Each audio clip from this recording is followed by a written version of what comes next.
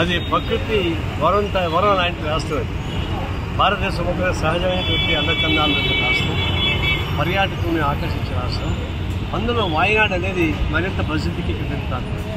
యాత్రికులు ఎక్కువ పోతూ ఉంటారు. చాలా చూడవచ్చు, చక్కగా అందంగా ఉంటుంది. ఇదంతా కొండలు కూడా ఉంటాయి.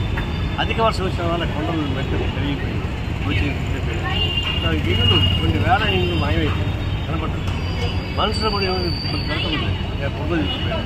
వాళ్ళు పట్టుకోవడం కష్టం, శవాలు కూడా దొరకదు. కానీ ఇళ్ళ పద్ధతుల్లో నష్టం జరిగింది. ఇక ప్రకృతి వైపరీత్యాల వల్ల వాయనాడు ప్రజానీకాన్ని కాపాడుకోవడానికి కావాల్సిన ఏర్పాటు చేయాలి. అది కేంద్ర ప్రభుత్వం ముందుకొచ్చి దీన్ని ప్రకృతి వైపరీత్యంగా దీన్ని ప్రకటించాలి, నేషనల్ కెలామిటీగా ప్రకటించాలి.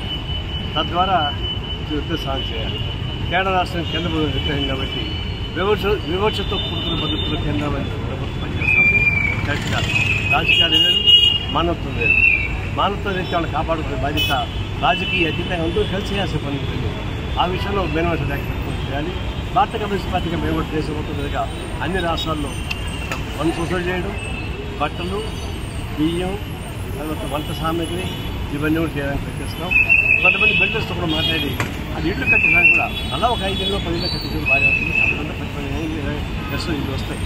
దానిపై చేద్దాము. అందులో ఇల్లు సౌకర్యాలు, బియ్యం, బట్టలు, వంట పాత్రలు ఇవన్నీ చేయమన్నా. ఇప్పుడు మెడిసిన్స్ కూడా వాళ్ళకి ఏమి మందులు కావాలో అవి కూడా సేకరిస్తున్నాం.